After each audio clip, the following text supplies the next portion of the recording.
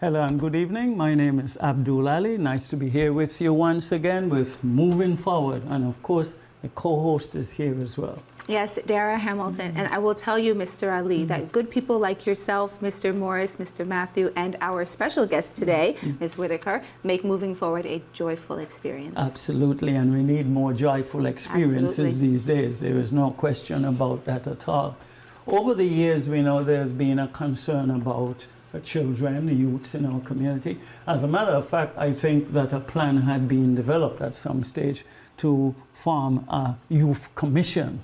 And one of the things we want to look at tonight, and that's why former Senator Whitaker is here, is to bring us up to date with that, and also to look at some other things that we need to do, and all things that would, at the long and short of it, enhance the generational wealth. That's what I call it, because the youth are very experienced, and it's no longer a case of the youths of tomorrow, it's the youths of today. And if we put nothing into them, or very little, nothing comes out. So it's in our best interest to really work with them and be as supportive to them as we can, recognize their rights and responsibilities, and remind them that parents have rights too. So that's across the board, and that we need to do some partnerships and cooperation with each other as we go along. So just bring us up to date a little bit about the Youth Commission, what's happening there, is funding going on, what are we doing really to really get our youths as prepared as possible for taking over. Well, first off, I want to say good evening to everyone. Good evening, and thank you for this opportunity, Abdul and Dr. Hamilton. This platform, I really thank the production team, everyone behind this, Mr. Morris and his team. And I can definitely say that in the last legislature, and my goal, was largely definitely in the youth leadership space to, for one, get the Youth Commission going, Yes, true. As well as to get the Legislative Youth Advisory Council, which is the Youth Senate, going. Okay. As I always express, as a youth leader, Abdul, all my life I've known you as a youth leader. Thank you so for your mentorship. Is that I know of the importance of preparing young people to lead, but also the importance of honoring our elders. One of the things I did through this process, I didn't just sit down and say, well, let me just proceed ahead. It was really tapping in and reaching out to Senator Jeanette Milley-Young, because she did an incredible thing. Back in 2012, she actually reestablished the Youth Commission. She took it out of that repeal status. It was repealed in the late 80s, early 90s, and she restored it in 2012. What fortunate has occurred, though, from the time she implemented, that she got support from our colleagues, and it was implemented, which was specifically, that was May 31st of 2012, Act number 7365. We didn't have there was no governor till this day. That's currently Governor Albert Ryan is in office. Move forward with appointing commission members. So my goal was, working with Senator Milley-Young and engaging Governor Bryan was, okay, so what is it now? What are the issues you find, Governor Bryan, as to why you as a governor can't move this forward? So that entailed, and I do want to say, I want to thank Governor Bryan, because actually what he did immediately, we met at Government House with my staff. We talked about it. He actually introduced me at that time to Mr. Didier Hughes, who was his policy advisor, a really brilliant young man who works with my office and my office team and staff. And so and also I just want to get acknowledgement of Senator Carrion and his staff, who worked with my office on the Youth Commission. So we had a session at Government House. We had internal meetings and basically mulled over and made the amendments to the legislation. Key among the amendments was a reduction of the number of members from 11 to 9. Other key items, and the biggest item was really the funding, right? It was, asserted as a non-funded mandate, but Dr. Hamilton and Abdul, I really don't buy into that, because any governor has access to monies, right? I mean, even the legislation didn't speak to it back then necessarily.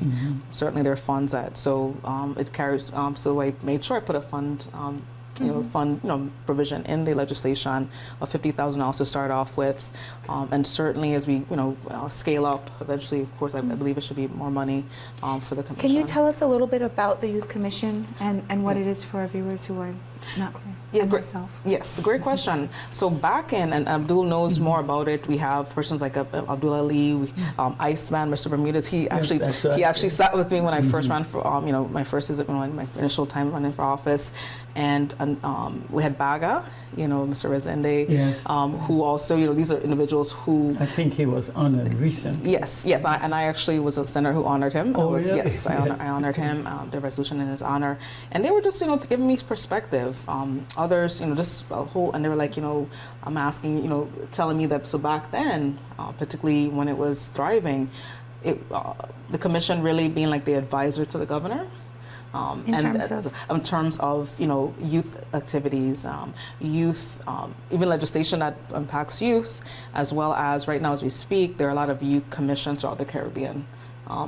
So where they can interface with other young people throughout the Caribbean, as well as nationally and internationally, United Nations, and the states and things of that. So who sits on the Youth Commission? Good question. So one of the things what my amendment called for is make it congruent with the Youth Senate. So age basically 14 to 24. That's the age group. So we're looking for children in high school. To children, young adults, similar that we did, similar to what took place with the Youth Council. Senator, Positive Nelson had reached out to me years ago, and he led that effort in establishing the Youth Senate, which was active during his term, but also just like the Youth Commission, it just faltered.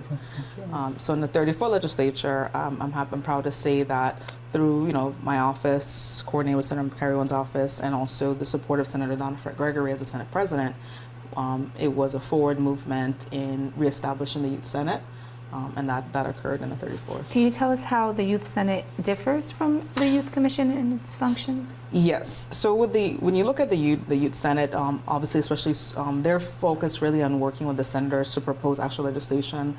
In the 34th legislature, and I want to give credit to Mr. Anthony Modernborough. He's a chair.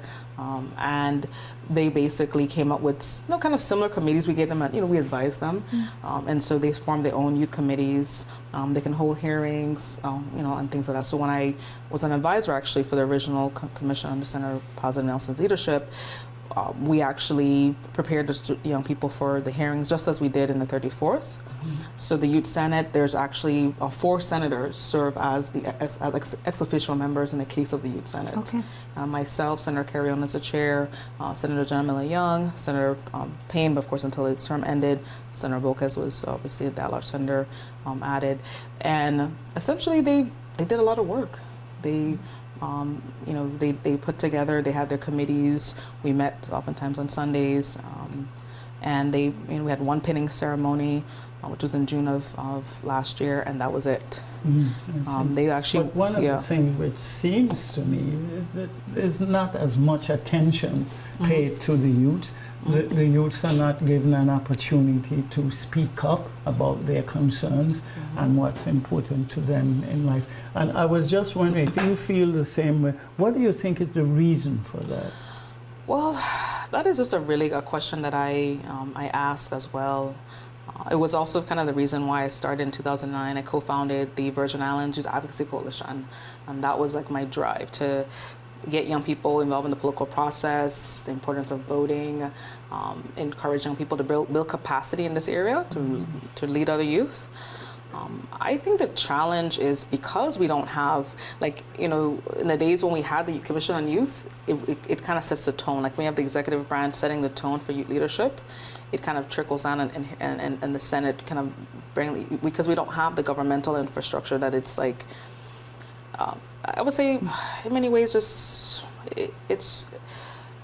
hard. It's really hard to put together. I sometimes wrestle. I don't know. I think what's the mindset behind it, but I can just say that until we actually have these structures back in place fully, we're going to continue to see kind of youth leadership dwindle. And I think part of the problem, this is how I look at it, is we don't really see the need to pass on to these youngsters as to what we're doing. And if we see a need to pass on to them and say, look, you're the ones who's going to be doing this in a year or two, as the case might be. You're the ones involved with technology and social media. It's a different world for you. Why don't we come together and sit down and partner with each other in terms of things? But until we begin to say, we're passing it on to you, and we want to hear your voice, and we want you to be involved because it's your future too, not just ours.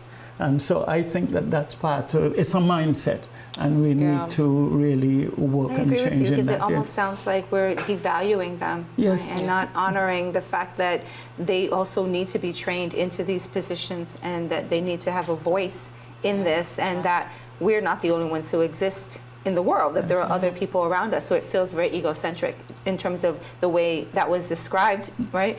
As though we, people who, I guess, of our generations, although Ms. Whitaker is still a youth. I'm getting 40 this year.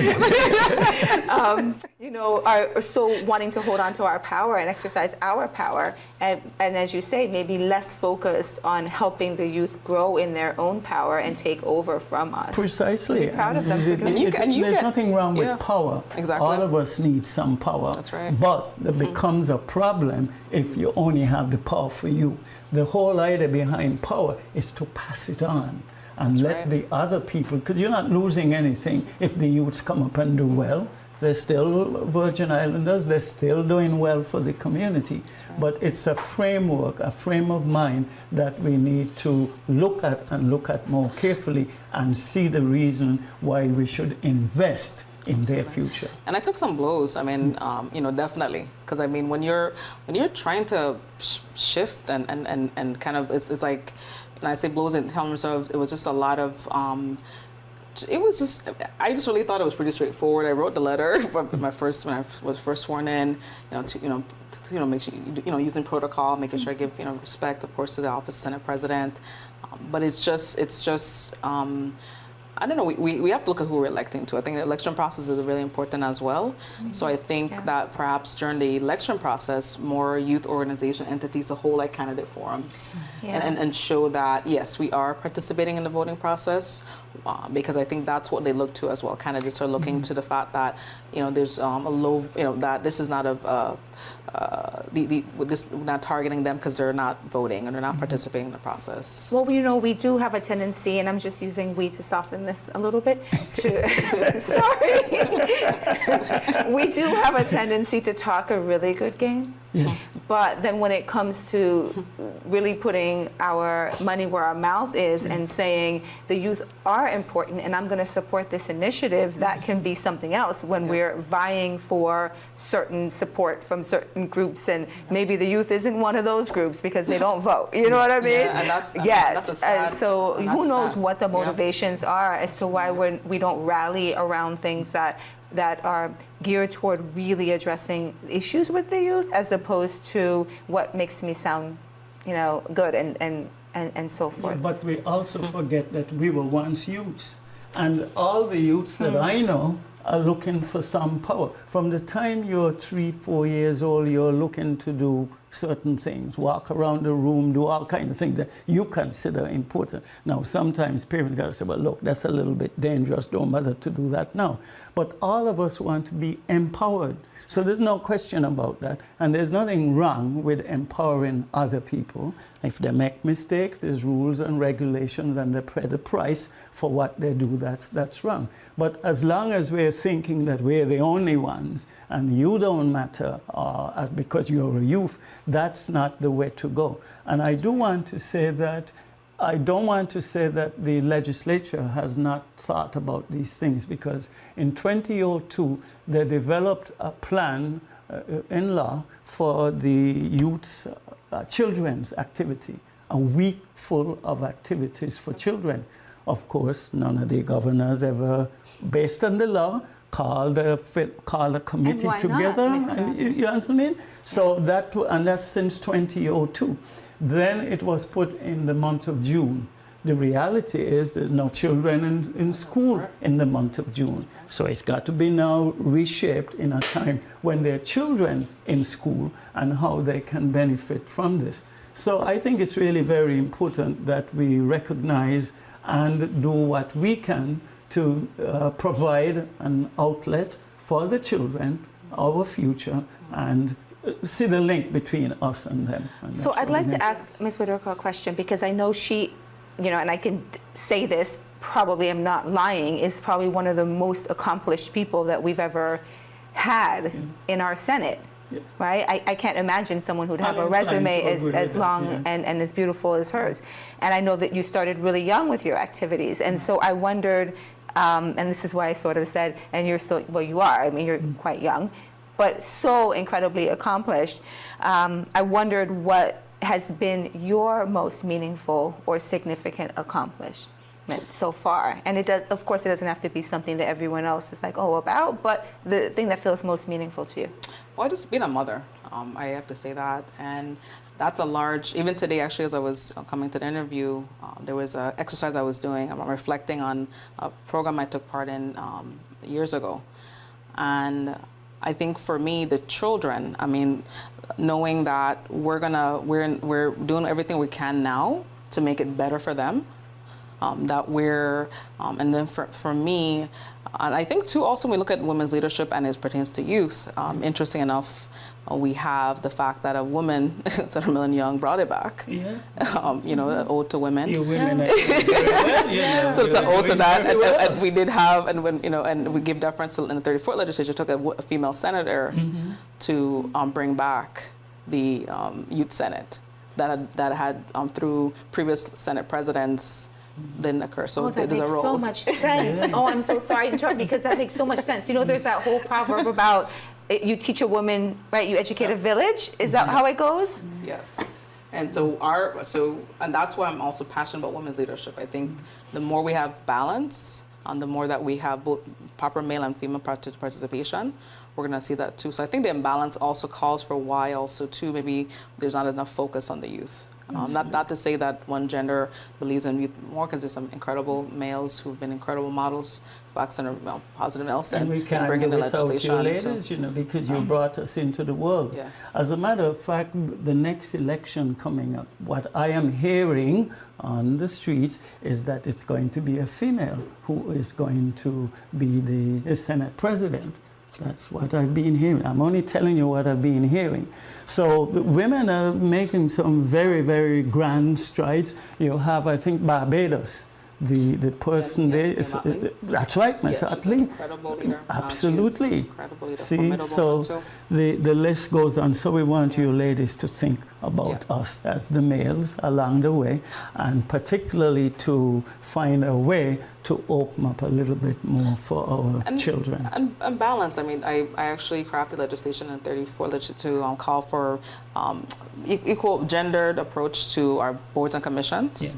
Yeah. Took some flack too for that, because it was kind of, I would say the flack that I took was the feeling that, oh no, we do have women in position, that, you know, in fact, I had, in fact, the Daily News wrote a whole opinion piece, a female editor, Ms. Bedminster, said that it was, the legislation was just not meaningful, was meaningless actually.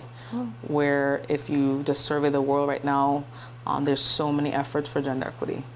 State of California pushed legislation that you have to have, you know, you have to have gender equity on your boards, your private boards. Yeah, well, that's you had fair. In the UAE, they have a whole entire a very aggressive approach to gender equity.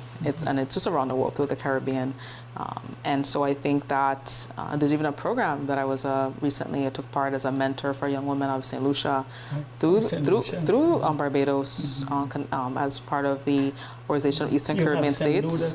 St. Lucia connection? Well, no, I was just selected as a mentor. Oh, I see. Okay. For women running for office. The U.S. Embassy, the Organization of Eastern Caribbean States, and the country of Barbados have aligned to push for the election, the more election of women in office in the East, well, throughout the Caribbean. My hope is that we also include Virgin Islands women, because that's my encouragement. And so one of the things I had, the quote at the pinning ceremony I shared with the young children, young leaders, but young children and young adults, I said to them, you're the leaders, you're the future, so it's up to you to ensure our territory is heading in the right direction. That's the right thing. I gave them that mandate, believing them. I want to also this time to, before the program ends, to give much deference to Mr. Anthony Mardenborough. Oh, yes. The chair, he's a teacher, not a teacher now, and he's been advocating. He's been reaching out to Senator Nova Francis, Senator Bolquez. I've coordinated with him, reaching out to both Senate President Nova Francis and Senator Angel Bolquez, and getting responses. But at the end of the day, as we sit here, still not clear as to when the Youth Council will be reinstated. Absolutely, and we don't have too much choice. And I did want. Okay, well, I know you want to touch on that also, Mr. Ali. I do have a question. It's a two-part question. Whether, and this may just be a kind of losing the word. But anyway, is there enough emphasis on the youth, right?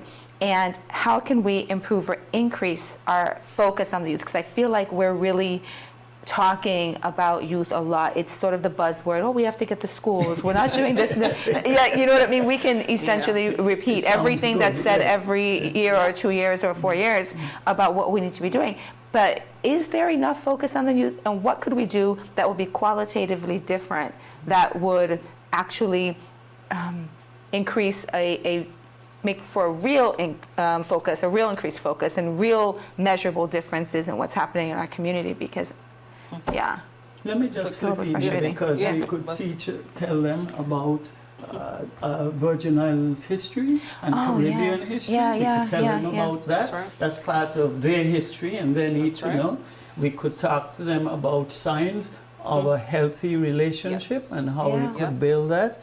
We could talk to them about dealing with conflict and things of that, because conflict is part of life. It's not going to go away. So we just need to learn how to deal with it. We could talk to them about how to be so disciplined themselves that we don't have to discipline them or anybody. Because, once you go down into the prisons and so forth, people are telling you when to get up, when to eat, when to sleep, and you put people completely in charge of your life. So you can, be in charge of your life. And there's several other things that we could work with the youngsters. And we could also ask them, because I was speaking to a youngster the other day about education. And he told me, well, I took some arithmetic and algebra and so forth. I'm not using algebra. What I need to know and what they should be teaching me in school is financial management. How do I manage money? And it's actually the law already. But it's already on the books. I'm not sure that it's really happening. So how might we go about improving the quality of what we offer our youth, or increasing our focus on the youth? If we don't I'll give you an example. I'm working with this organization called Youth Entrepreneurs by Mr. Ernest Ruffin, and he's and this is the second year where they're doing the YES program. It's an entrepreneurship program where they have teams in every island, in Coast Thomas, St. John. But as I was to share with you, there's a challenge in getting even the sponsorship and even participation. And here it is, a program. And I do recall when I was part of Junior Achievement years ago when I first came to the Virgin Islands, I remember just, going to schools, going to principals and engaging, not getting that feedback. Or like it seemed to be too difficult to get participation, no matter if you tried. I mean, even if you made outreach directly to them. It's sort of a revival, as I see it. A revival is sort of, when you think about the Renaissance period, you think about Reconstruction, all those things happening in U.S. history and in the world, as Reconstruction, that there's just that, whether it's a person or group of people, to remain steadfast. What Abdul is doing right now with the what you're doing, the International Day, the kind of advocacy that you're engaging in, and bringing us all together. You're going to see something. So do you see this happening more through private avenues or individual citizens who are as dedicated as you've been, or as Mr. Ali has been to the youth? Yeah, I just understood, just remain steadfast, to remain, and I recently actually became certified as a mindfulness life coach. And I've always promoted breathing and breath work and all that. And that really entails some of my governmental work. at times it becomes very frustrating with dealing with the system. The system is very broken, and so you might fall into and end up being, impacting your motivation. It kind of takes away, like it, you feel like, okay, well, nothing is happening, so give up. And that's what I'm saying to these children, these young people for the youth council. I hear them. They're like, they're telling me through Anthony that I'm just fed up. How could the senators do this to me? And they're hurting now. Actually, they're being affected negatively. And so my call, even at this program, is critical in that. This is a vehicle to use that. I hope that those who are listening, please appeal to the senators. And viewing. And viewing, yes. And that's why I'm obviously just saying listen. But I call radio show. Like radio. Those tune in and watching the program. Just call your senators. If you know Senator Francis very well, reach out to him. And Senator Francis, please reinstate the commission. Senator Bocas, reach out to them. They have nothing to lose. And one of the other things we need to be talking to the youngsters about is slavery and what brought that into being, and reparations. Absolutely. With all the things which have happened, we need to be able, if it were up to me, I would have gone to Denmark and asked them these, because they have a wonderful energy program over there with the sunshine and what was they come over here and help us help WAPA to get that moving, and let's see what areas we could unify in as we go along, and also to encourage the youths to know that you're going to have some problems down the road.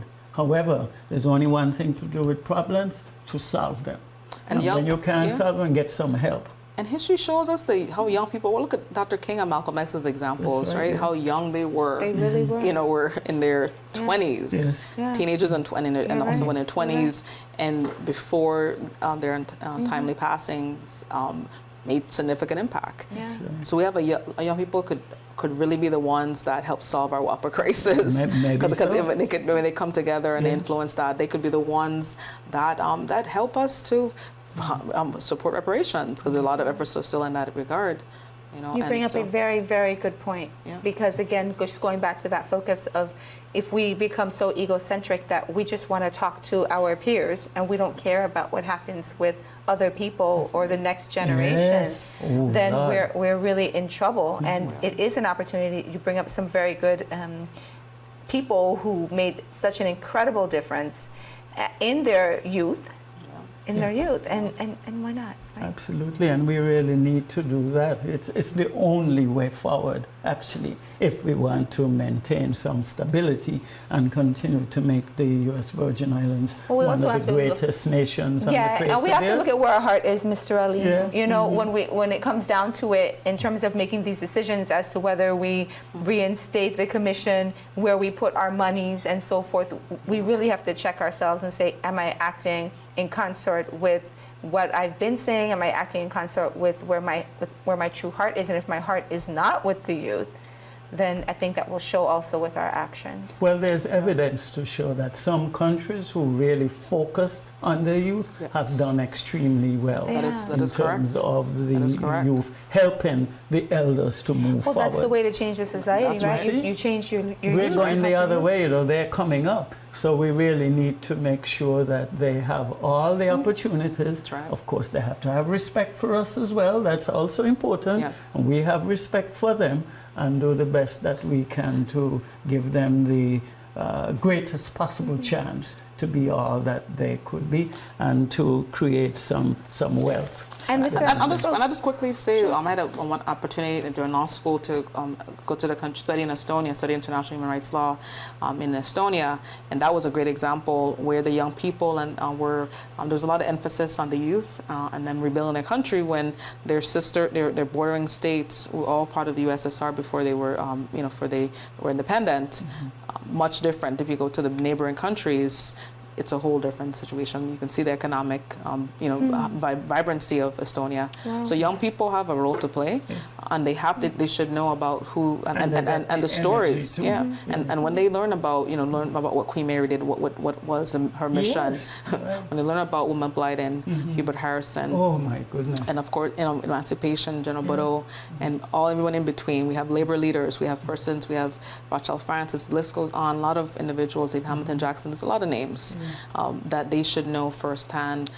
They're going to be inspired because all of them were community leaders. And your 3 queens, don't forget them 3 queens. That's right. Total of 4 queens. 4 yes, yes. So we ain't taking it no more. That's right. We're going to move, and we always have to remember that there was a reason for them to do what they did, and we should never let them in their grave feel as though we were not that concerned about it. That's right. So we just got 1 more minute to go. Is there anything that you really wanted to say that you didn't say already? Well, I just want to say to the young people, particularly for the youth council, to Mr. Anthony Mardenberg, Anthony, to everyone, don't give up. To all the youth, if you're a young person now interested in stepping up to a position, and encouraging the school year to really, I want to see those student government associations rise up, and to the senators who are responsible for this, reinstatement. I really ask you once again to, to work with the young people. Let us not make it just a statement of interest in youth. Again, thank you for the opportunity, and I'm looking forward. And also to just leave my information if you're interested also in joining my youth organization, the Virgin Islands Youth Advocacy Coalition. Virgin Islands Youth Advocacy Coalition, we're on Facebook. We have a website, viayouth.org. We're asking for members and anyone interested in joining, and we'll be reaching out and talking about that as I engage in the radio and stuff. And I would definitely like to have that week of activities for the children. Yes, sometime in March next year. And then also to have the Children's International Day, when we could learn about children around the world and what their energy and their literacy is and all that lot, and really see ourselves as part of a big movement for stability and growth and love and understanding. Yes, and that's what they have to learn: love, empathy, understanding. Absolutely. Thank you. Thank you, Dr. Hamilton. Thank you. No problem. Thank you. And we got to thank Earl and Superman George as well. Yes, because without them, we're not going to be moving forward. We won't. At least not fast. No.